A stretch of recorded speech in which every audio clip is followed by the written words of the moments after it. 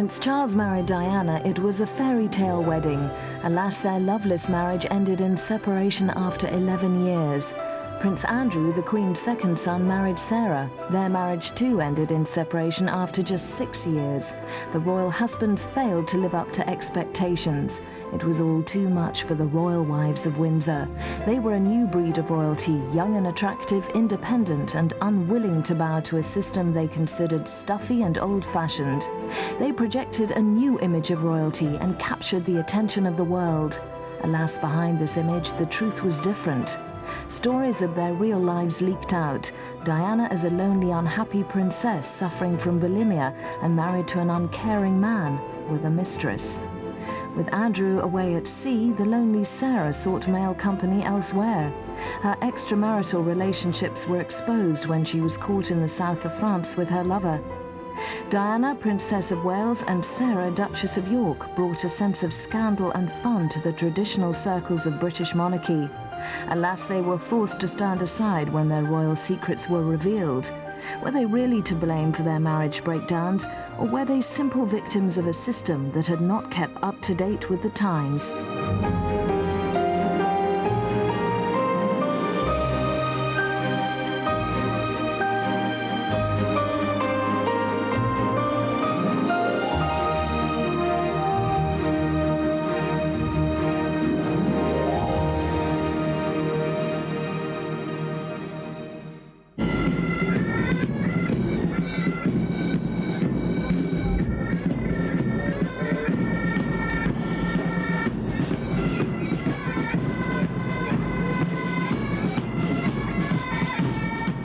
On a visit to India in 1992, the charade of Diana's marriage to Charles was almost over.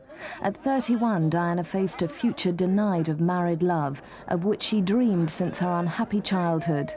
Officially, her relationship with Charles was still a happy one, but gradually it shifted to one of mutual indifference.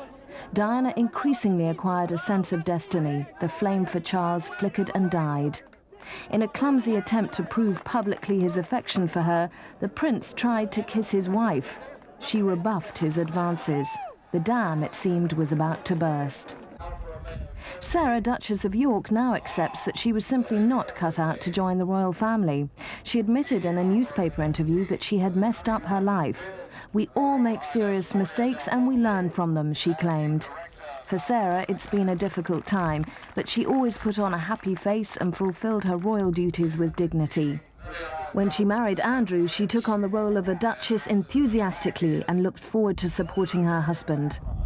She had high expectations of her marriage with Andrew, perhaps a little too high. I think she really hoped that it would be something that it perhaps wasn't.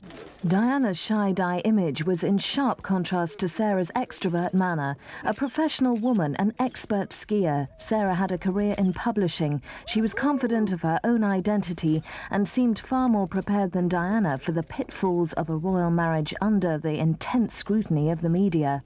But here was dear old Sarah, who was a complete breath of fresh air, you know, who loved sort of larking about and having the odd glass of champagne. It was very much frowned upon, but I mean, it was just fun, it was just giggly. It was relaxation, it was an ally. They could have a good old gossip about how ghastly the situation was. When Sarah first appeared on the royal scene, skiing holidays meant happier times for Diana, but her influence was not always appreciated by Charles, who was irritated by their girlish behaviour in front of the press. The whole thing actually was a bit embarrassing. So they came over as a bit sort of immature, really. It wasn't a good thing to do. Sarah Ferguson brought a breath of fresh air to the stuffy royal circles. They made an attractive couple. He was a dashing naval officer, she his exuberant partner. Together, Sarah and Andrew projected a united front. We're a good team, anyway. Yes, I think that's the saving grace. It's the fact that in the last 9 months we've discovered that we work very well together. We're good friends, good team. Very happy. The Queen was relieved when Andrew married Sarah. She was happy to see her son betrothed after his many adventures with less suitable companions. She felt that Andrew had met his match in Sarah, boding well for a strong relationship.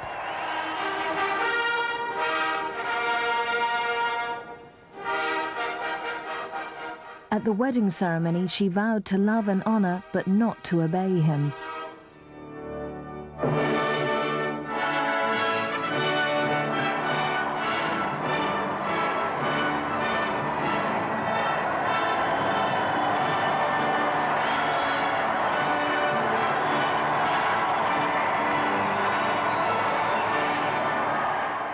The couple's own mood of vitality and genuine happiness seemed to rub off, creating an unusually festive royal occasion.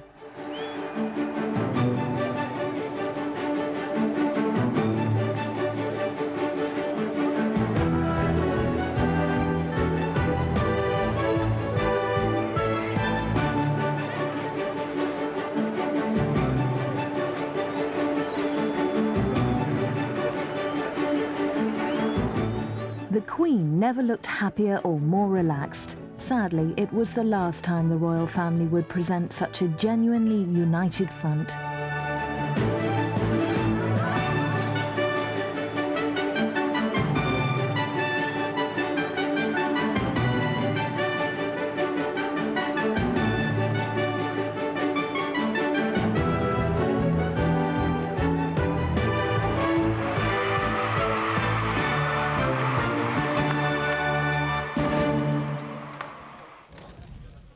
Sarah was not a purebred English rose in the mould of her friend and royal confidant Princess Diana. In the early days, family gatherings at polo brought the two girls closer together. For once, Diana could stay in the background and let her sister-in-law do the honours. Sarah was roped in for the prize-giving. Come rain or shine, a royal consort must perform her duties.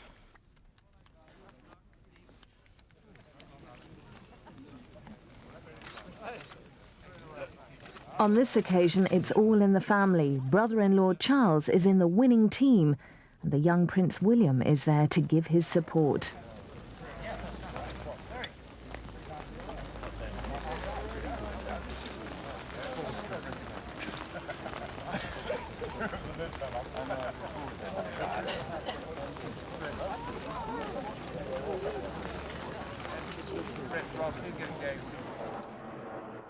Another close friend of the royal family was Sarah's father, Major Ronald Ferguson, who was Prince Charles's polo manager for almost 20 years.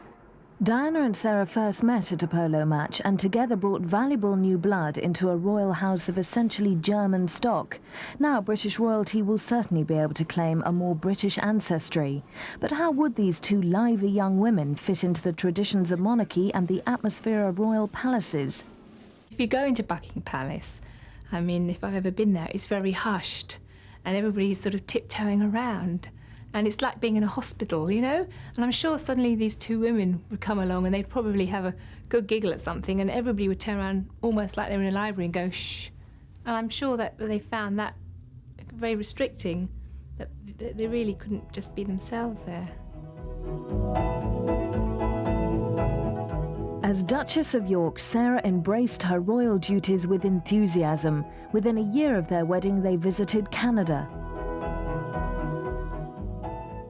Sarah's passion for life and general bravado was greatly admired, and the young couple's relaxed manner won the hearts of the Canadian people.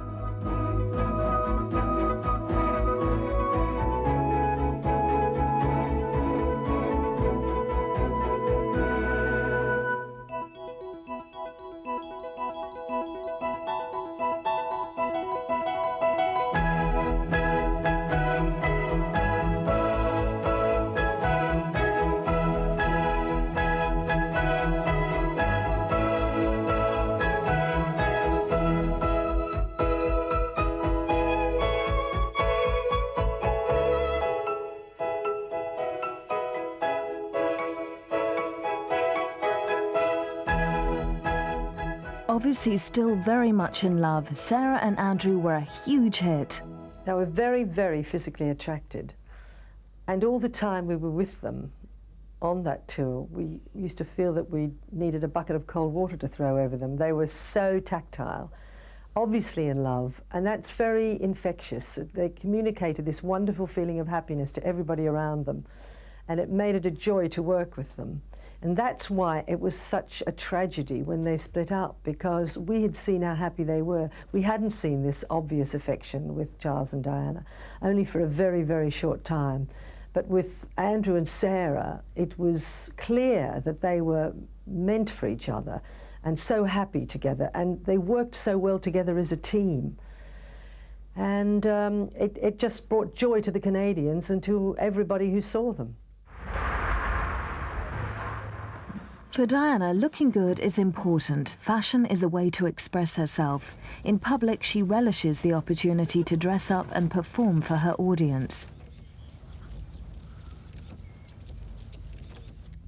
She doesn't smoke, rarely drinks alcohol, exercises regularly, and swims in a cold pool every morning.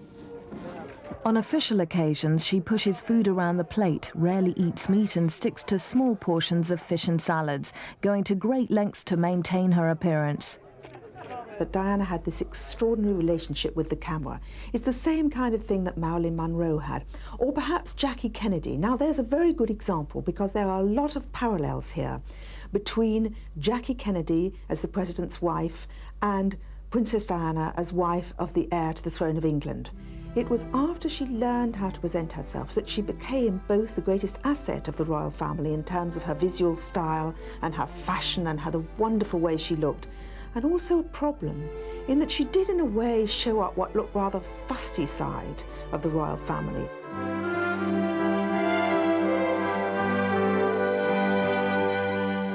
A good performer, Diana never forgets which way the cameras are pointing.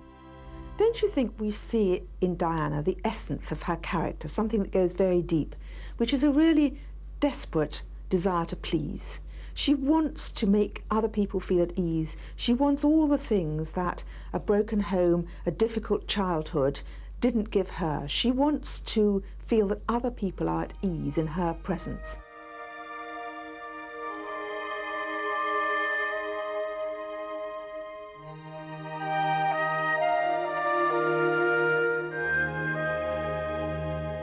Diana reflects how she feels in the clothes that she wears. When she's feeling good about herself, when she's in the public arena, she'll wear short, snappy suits, very short skirts these days. And when she's feeling bad, she covers herself up. You see her whole body more hunched. She wears big sweaters, long skirts. And there are those occasions when she's really feeling blue, when she tends to wear blue, something long and droopy, like that outfit just after the revelations about the breakdown of her marriage.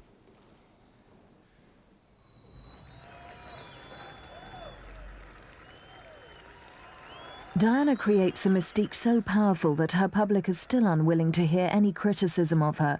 Fashion writers acclaim her sense of style.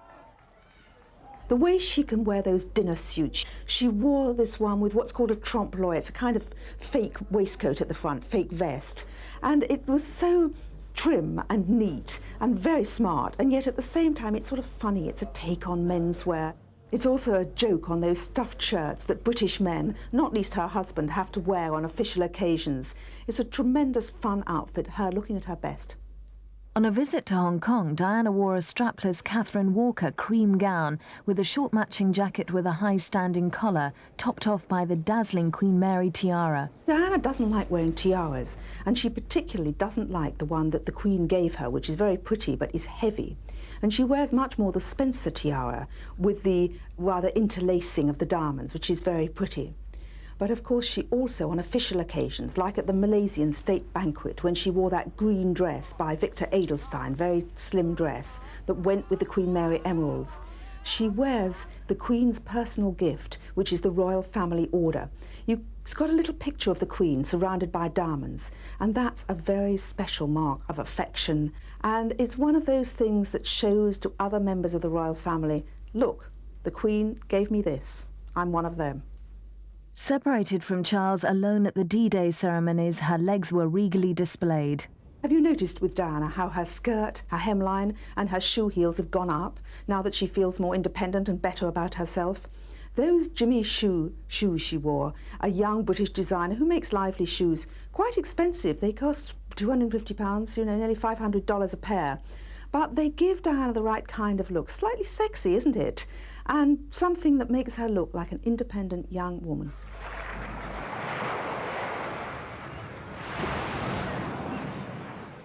On a trip to Australia, the press was quick to take advantage of all the bronzed bodies on display.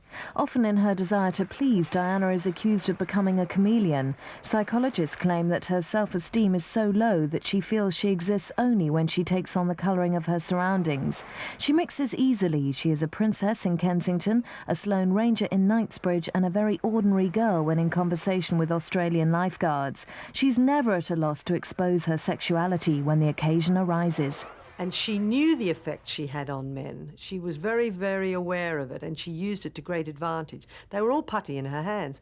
And I remember looking at it once and thinking, what is she saying with that look? And I decided that what she was saying was, you know I'm gorgeous, I think I'm gorgeous, but remember, I'm taken.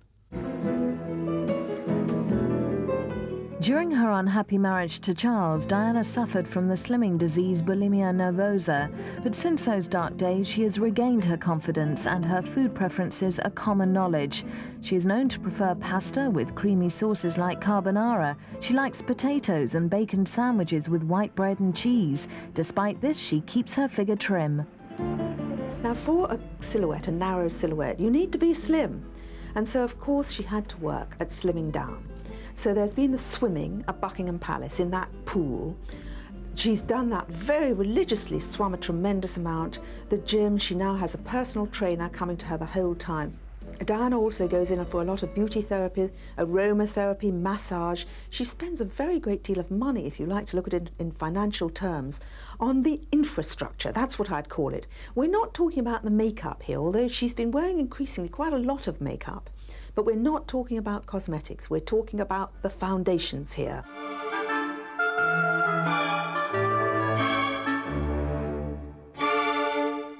Ballet is still her great passion. She grew too tall to pursue her own ambition to dance, but now channels her enthusiasm into supporting the professionals. Privately, she continued to use dance as part of an exercise routine for many years, and although swimming now maintains her high level of fitness, watching rehearsals is still a favourite occupation.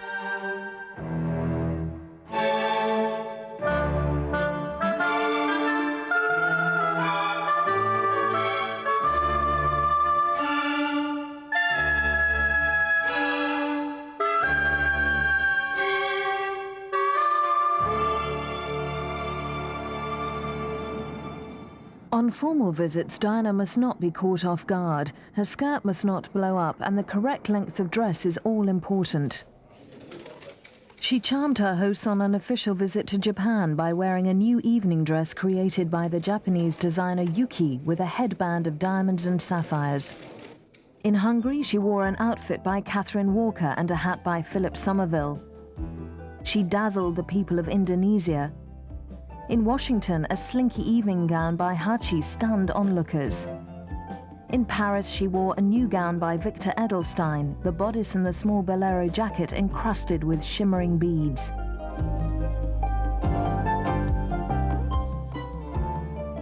Hats, too, were a favourite with Diana. Most of them come from Philip Somerville, who produces the most flattering hats in London.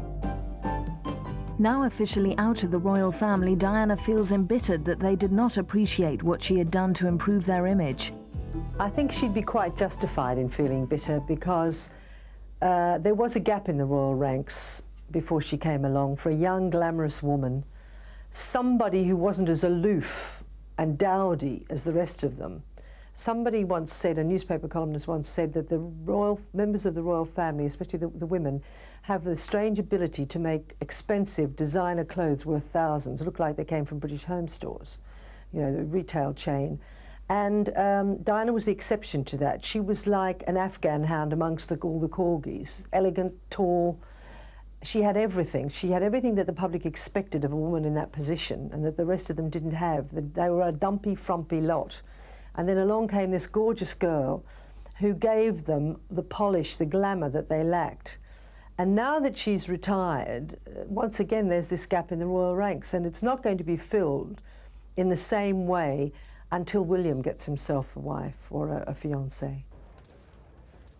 Royal status for Sarah meant royal duties. She performed these in her own personal, relaxed manner.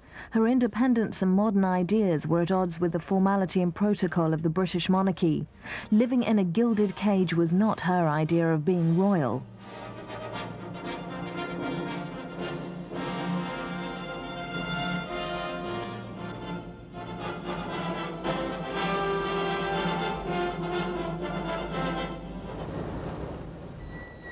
Her dress sense came in for a lot of public attention. As a naval officer, Andrew was away at sea for almost 9 months of the year. Their time together was very precious, and stolen kisses showed their youthful love. They revelled in each other's company, but moments like this were rare. For most of the time, they were forced to live apart, and Sarah found the stress of being alone hard to bear. With a natural zest for life, she needed the buzz of excitement. When Andrew wasn't around, she found life within the royal confines rather dull. To relieve the tedium, she took her pilot's license. Flying was a way of life for Andrew, and she wanted to find out more about her husband's work. Not to be outdone, she also decided to fly helicopters. I now know exactly what he's talking about when he goes out on the sorties, so that's what I wanted to achieve. So when he comes back in the evening and tells me what he's been doing, I now know what he's been doing. With Andrew away so much, Sarah was often on duty alone. How are you doing in the sun? Not getting too hot, are you? Simon? Yes. Oh, that's a nice name, isn't it?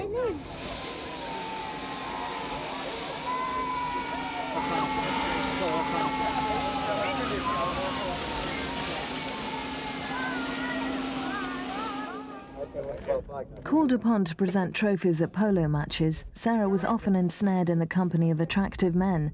Before she became part of the royal family, she had had a 4-year love affair with the millionaire Formula One racing entrepreneur Paddy McNally. Sarah enjoyed the attention of the company of men, and in Andrew's absence, she turned to her father for support, putting him in the spotlight. Ronald Ferguson was Prince Charles's polo manager. A ceremonial stick marked the end of his many years as deputy chairman of the Guards Polo Club, after the press revealed details of his visits to a massage parlour in London's West End. The club committee had voted him out, and the message was clear. It was an emotional farewell under a cloud of scandal. Sarah was on hand to support him in a brave show of solidarity. For both of them, it was a case of putting on a stiff upper lip. With an absentee husband, the media quickly focused on Sarah's performance as a single mum.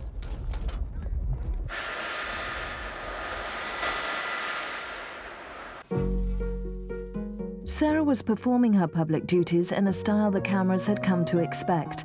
Unfairly, she was lampooned. Determined to be herself, she chose to support good causes, but in her own way.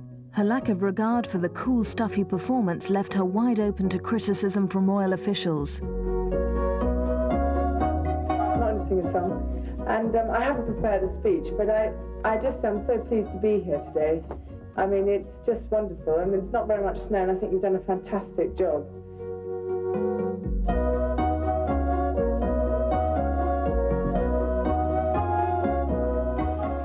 There was fierce criticism that her speeches and general behaviour were too unconventional and familiar.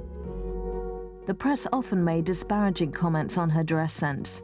But she was determined to survive the icy disapproval of Buckingham Palace, and her confidence to handle the situation and dismiss the establishment was demonstrated by her liberated and relaxed fashion of bare legs, short skirts and smiles all round, and a new shorter hairstyle, assertive body language of a new woman.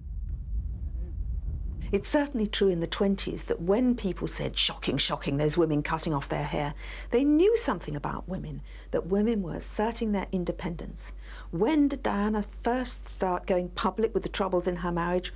When she chopped off her hair. When did Sarah Ferguson start saying, I want to be independent, I'm fed up with these courtiers and this palace protocol? She chopped off that wonderful red hair that is Fergie's crowning glory.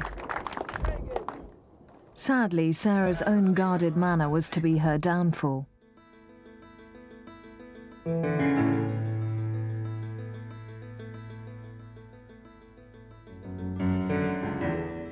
In a fashionable block of flats in London's Chelsea, her passionate nature and her zest for life were suddenly exposed to the world when holiday photographs featuring Princess Beatrice and Texan oil millionaire Steve Wyatt were discovered by a window cleaner.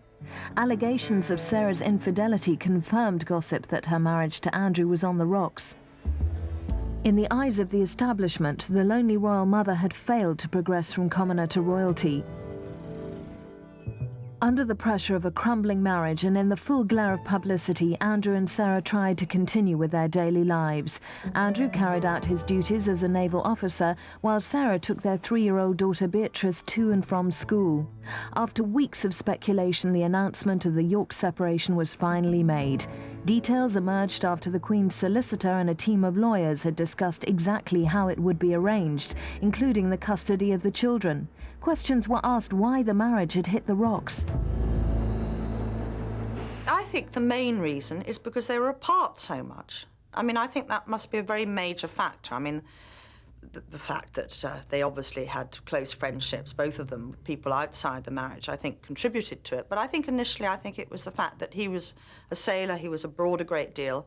And I felt very sorry for Fergie, and that, you know, when she used to go to she went to Australia, didn't she? And there was a great outcry about the number of holidays she had and so on. And yet all the poor girl was doing was going to see her husband, you know. And I think that was one of the major problems. There were too many absences. Forces within Buckingham Palace closed ranks. Stories were leaked that Sarah's extravagant and irresponsible lifestyle had caused the marriage breakup. Reports that the Queen was unhappy were confirmed when the press claimed that the knives were out for Fergie. Without Andrew, Sarah had no royal protection. When he was away, she was very vulnerable to the, shall we say, the Machiavellian courtiers who didn't like the way she behaved and decided that they had to rein her in very sharply. Now, being a redhead with a bit of a temper, she didn't take kindly to the methods they used. I think if they'd been more subtle, if they'd been more understanding, more diplomatic, the situation could have been avoided. But they were determined that she would do things their way. And she was a very independent, free-spirited girl who was not going to take kindly to the sexism and the patronising attitudes at the palace. And therefore, the end result was disaster. Now Sarah was suffering the consequences of a job she couldn't fulfill. Buckingham Palace closed its doors on her. The truth lay in her loneliness and the pressures of being royal. When she tried to explain to the Duke when he came home the problems that she had, he just wanted to relax. He didn't want to hear about problems. He wanted just to have a good time for the brief period he was home. And he used to say, well, look, darling, you know, I don't have those problems. I can't understand it. You know, they're not like that with me. Aren't you sure this is right? You know, he wasn't sympathetic. And in the end, she decided that life was better on the outside. Andrew responded with a round of public engagements. Outwardly untouched by the scandal, plans were already underway for Sarah to move out of their family house with the young princesses and into rented accommodation down the road. When asked, he declined to answer questions about his marriage breakup. It had all begun so well, royal marriages off to a good start with spontaneous signs of affection and happiness, heirs to the throne and a promised future built on mutual support and public partnership. All the Queen's grandchildren are products of broken marriages, yet set against the power and ceremony of British royalty, the dreams faded. Diana, still officially living with Charles but in an unhappy marriage, took note at the palace's treatment of her sister-in-law. I think Diana was shocked by what happened to Sarah and determined that it would not happen to her. When she heard, you know, that famous phrase, the knives are out for Fergie, I think she realised that when you walk out, that's liable to happen to anyone who flouts the conventions and tries to stand up to the Windsors, and she was determined not to repeat Sarah's mistakes. Diana's strength and character pulled her through the next few months. The strains of her own marriage breakdown and the truth of her relationship with Charles was about to explode on the British public. The book Diana, Her True Story went on sale. The romantic image of a loving royal couple was shattered. Charles was exposed as an uncaring husband and adulterer. These revelations were the beginning of Charles's downfall and threatened the very institution of the British monarchy. The royal wives of Windsor were to blame. Some people may say that they were dragging the royal family down. Others thought that they provided a much-needed lightness and more reality into a very stuffy old institution.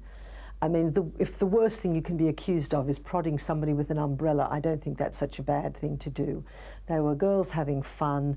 The things they did, they didn't expect most of the time to be made public. And, you know, let's face it, they weren't robbing banks or shooting people, and I think a lot was made out of very, very little. On the surface, it was business as usual. The estranged husbands put on a royal face to attend a family wedding. When a crisis occurs in a royal marriage, the palace machine puts its full weight behind the blood royal. Now, with the gloves off, Charles had been advised to dump Diana immediately and seek a divorce.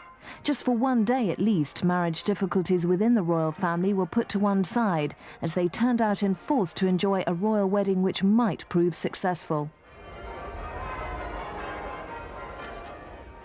Sarah had been the one missing guest, but at another marriage ceremony, her eldest daughter, Princess Beatrice, was bridesmaid. The Queen's granddaughter, a new generation of royalty, enjoyed the limelight usually taken by her mother.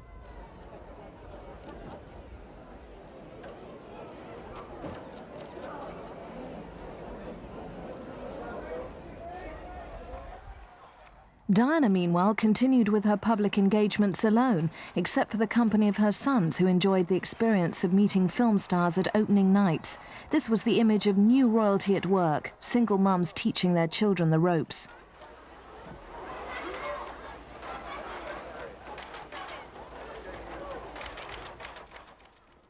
Public interest in the broken royal marriages remained high. Photographed alone taking the children to school, the press attention turned back to Sarah. After revelations of her association with the Texan oil millionaire Steve Wyatt, public interest now centered around another Texan, Johnny Bryan. His cover as Sarah's financial advisor was blown wide open after photographs appeared of the almost naked couple cavorting on holiday together in the south of France. It was a royal exposure without precedent, and the press had a field day. Sarah's alleged lover, Johnny Bryan, failed to get an injunction to stop publication of the very revealing photographs, and the media onslaught continued.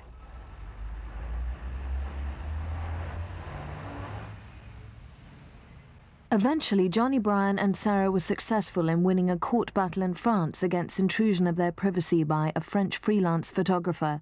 At the time the photographs appeared in the press, Sarah was on holiday with her children with the Queen at Balmoral.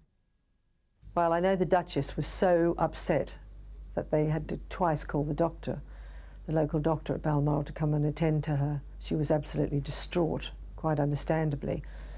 And it was a bombshell for the Queen, for the entire royal family. It was one more devastating blow in a very, very bad year.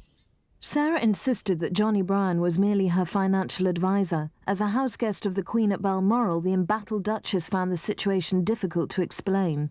Worst of all, of course, to Sarah, because she was right there in the enemy camp when this news broke. And how could she possibly explain it away? The evidence was all too overwhelming.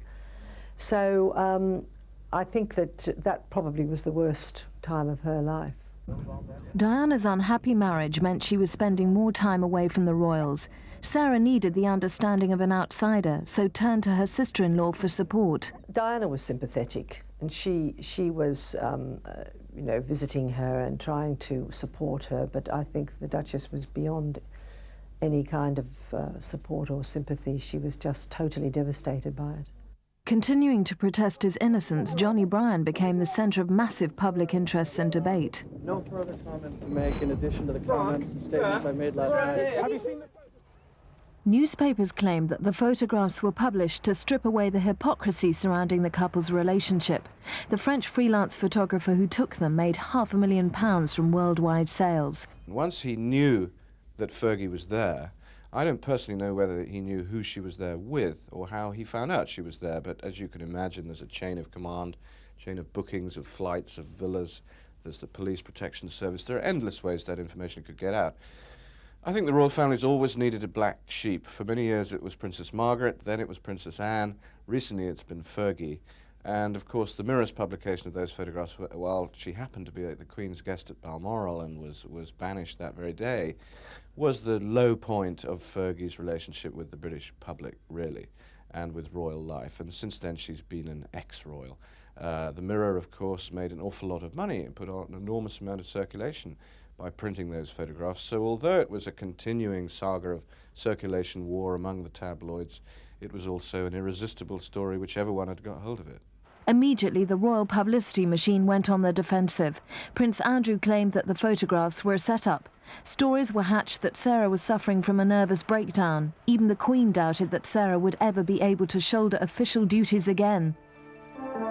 When the story broke, Sarah, Andrew and the children were the holiday guests of the Queen at Balmoral Castle. The newspaper headlines exploded like a bombshell at the royal breakfast table. The Duchess of York left Balmoral in disgrace.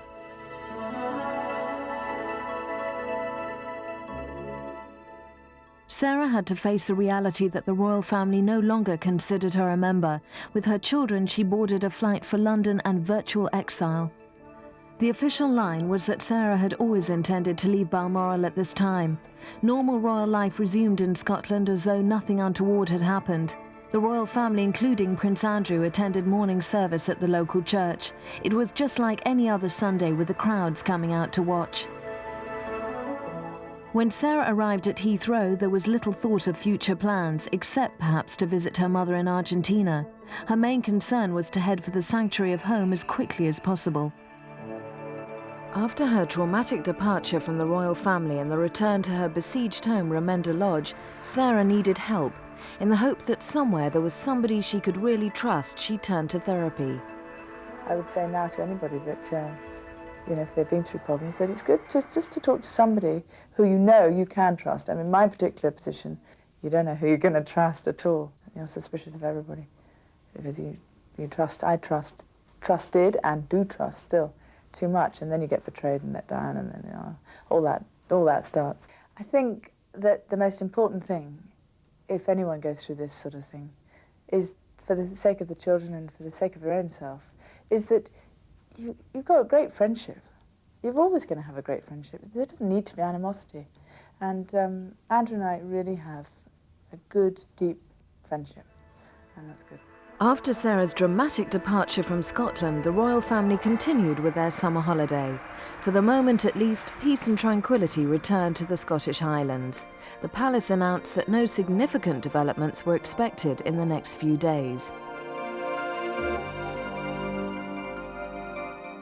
Yet the family holiday was about to be disrupted once more. The privacy of the Scottish estate was again invaded by the press. Transcripts appeared in newspapers of a bugged telephone conversation allegedly between the Princess of Wales, endearingly referred to as Squidgy, and her friend James Gilby. The recording revealed a princess in turmoil, deeply troubled, lonely and vulnerable, pathetically grateful for the attention of her male confidant. During their intimate exchange, she discusses her unhappy marriage, her remoteness from her in-laws, and her tortuous lifestyle. It's just so difficult, so complicated. It makes my life real torture, I've decided. Lonely and without friends in the royal family, Diana turned to the Queen Mother for support. It's affection. It's affection. It's definitely affection. It's sort of, It's affection? Yeah, definitely. Is it? It's not hostile, anyway. No, isn't it? No. She's sort of fascinated by me, but doesn't quite know how to unravel it. Yeah. Despite Diana's recorded protestation that she had done so much for the royal family, officials dismissed the tapes as inconclusive. So that was it. I was very bad and he started blubbering. I just felt really sad and full of empty. I thought, bloody hell, what have I done for this family? The Sun newspaper reported that the Secret Service MI5 was behind the recordings. Newspaper reports claim that the government's official electronic eavesdropping station was responsible. In the interests of national security, MI5 monitors royal telephone conversations to gain knowledge about their movements and acquaintances. A more sinister view is that Charles needed evidence of his wife's infidelity. It was in Charles's interest, and perhaps the palace's interest, no one else's, that Diana's phones be bugged, and bugged they were. She knew that herself and had complained to the Queen's private secretary, Sir Robert Fellows, that her apartments were bugged and they needed debugging, and indeed they were cleaned up. What wasn't cleaned up was what was happening on the line from her apartments to the outside world, and most experts concur that it was between, let us say, her phone and the general switchboard that a bug was placed. What's disturbing is not that Diana was bugged necessarily, because that was, the excuse could have been the national interest, but that the eventual recording was cleaned up with a very sophisticated device called a digital adapter filter. This sort of thing that would be needed would cost about £35,000 and would normally only be available to the security services or to the military. So that was used, it was cleaned up, and after it was cleaned up, it was spliced together. There are joins in the, audible joins of milliseconds in the conversation, and then it was rebroadcast. Rebroadcast using a mobile telephone to disguise their sources. This way the perpetrators ensured that the taped conversation was picked up accidentally by amateur radio hams. By contacting the press, this telephone evidence confirmed that Diana was unhappy in her marriage to Charles and needed the support and love of a male companion. Exposed by the tapes and now hounded by the press, there is no doubt that James Gilby helped Diana through her crisis. Lonely, depressed and spied upon, Diana spent many years waiting to be heard by a man with a sympathetic and understanding ear. She was a very lonely, vulnerable woman who needed a shoulder to cry on, and he provided it. I think she needed some sort of buffer between her and the enemies that's what she thought of. I think the people that surrounded her at that time. She needed somebody who was not one of them to turn to advise her and to, as a sort of sounding board. And he was the perfect answer, somebody she could trust, she could confide in. And unfortunately, their relationship became public. Diana's critics claimed that the tapes confirmed her tendency towards paranoia.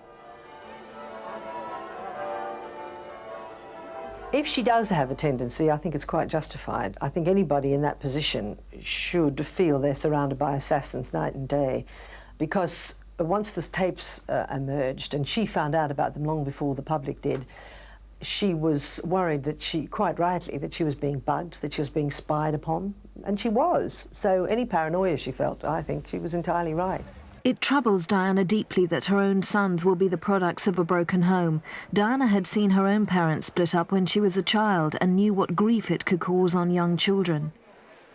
She's directed much of her public work to promoting family values. Her main concern has been the importance of physical contact.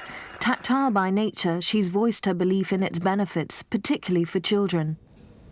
Hugging has no harmful side effects. If we all play our part in making our children feel valued, the result will be tremendous. There are potential huggers in every household. Always the focus of hugs and kisses herself, Diana represents a new, more acceptable type of royalty. No other member of the British royal family can make such immediate contact with the public. Their admiration is genuine and their acts of affection spontaneous. This huge popularity will be her main weapon in her fight for a fair settlement with Charles. As an indication to the way forward as an independent princess with international status, Diana visited Zimbabwe. Using her high profile to focus media attention onto the hidden problems of one of Africa's small countries, she uses her public position for the benefit of the world's sick and needy from an international charity platform. An independent Sarah found a role for herself drawing attention to the plight of children the world had forgotten. No? You want your mummy back? You've got lovely eyes, you have. You've got lovely eyes. Czy tylko w Polsce, czy za granicą też? Tych Za sponsorów? granicą w zasadzie też, głównie z Niemiec. Yeah. Z Niemiec. They send a lot of letters to Germany. and to get German sponsors and the films from Poland. And how old is Kasia now? Ja, wiele Kasia ma lat. Będzie miała 6 lat. She will be 6 years, kiedy? W grudniu. In December. She will be 6 in December. Right. She's exactly the same age as Beatrice then, Or Leading the charity Children in Crisis, Sarah is putting her past behind her and with her own brand of enthusiasm. Although with less exposure, she is helping to raise money to support her charitable activities. She's still doing a lot of work with these charities, and she's still trying to get a profile for them. And even though it's a lot harder for her now, but she's still working for them. And I think with Diana, I'm sure too, although it's not obvious at the moment, I'm sure she's still doing the same. And I think, you know, the charities sorely miss having that public image. With the serious side of charity work comes the glamour of fundraising first nights. This is where Diana's talents as a performer come into their own. She plays the part of a fairy tale princess with apparent ease. Her glamorous image has fueled the media's obsession with her.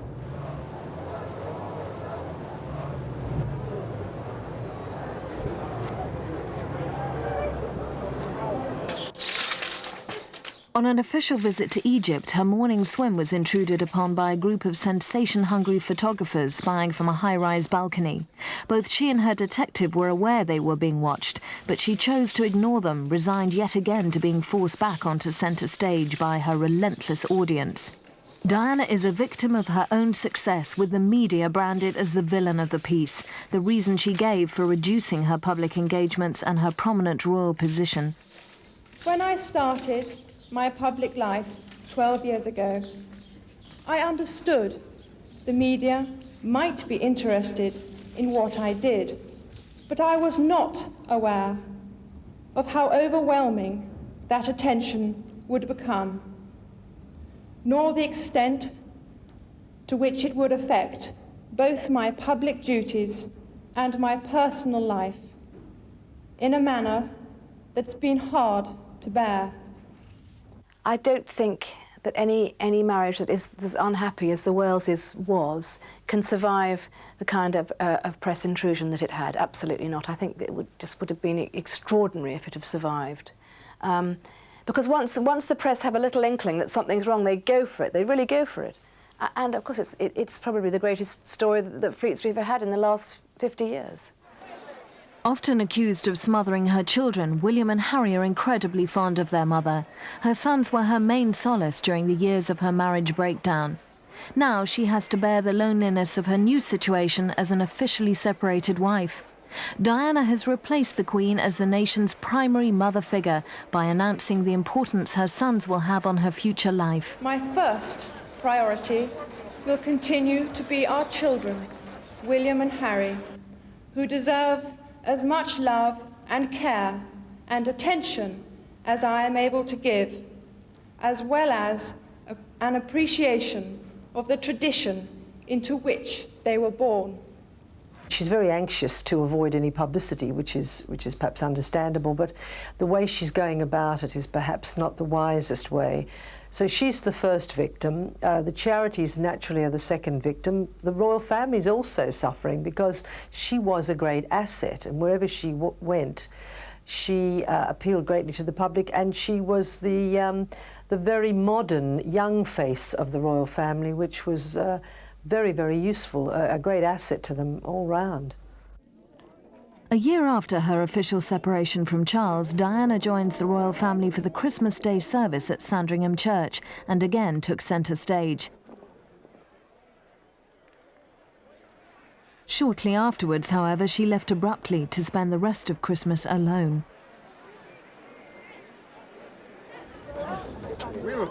Until now, the magnetism of royalty has helped to make royal engagements a powerful medium for promoting its causes. It remains to be seen whether Diana's future detachment from the royal family will affect its pulling power. Diana leaves an unfillable gap in the royal lineup. Sadly, there's no longer a real role for her in the royal family. Whatever small role she still has, she'll be seen as just the mother of the next king but one, Prince William. She may not even have the title Princess of Wales anymore. It's very doubtful. They may invent some new title for her.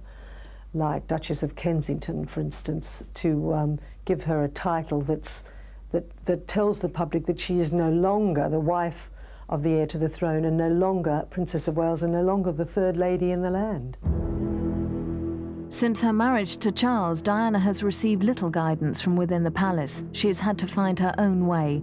In an attempt to escape from an unhappy marriage, she exposed a side of royalty which has done immeasurable damage to the institution of the monarchy. Diana stands accused of being disloyal to her husband and to the Queen. They certainly backfired on her and on the family, and I don't think she appreciated just what the public reaction to those revelations would be, or that it would quickly become apparent that she was behind all the leaks. The experiment of bringing commoners into the House of Windsor has failed, and royalty can no longer set an example of happy family life. The two young wives have gone, and all that is left is the shell of respectability and tradition. Neither had set out to challenge time-honoured customs, but their effect on the whole image of the British monarchy has been dramatic. Together, they've opened up a new line of questioning on an institution that must move with the times if it is to survive into the 21st century. As mothers to the Queen's grandchildren, they still have an important role to play in the lives of the next royal generation.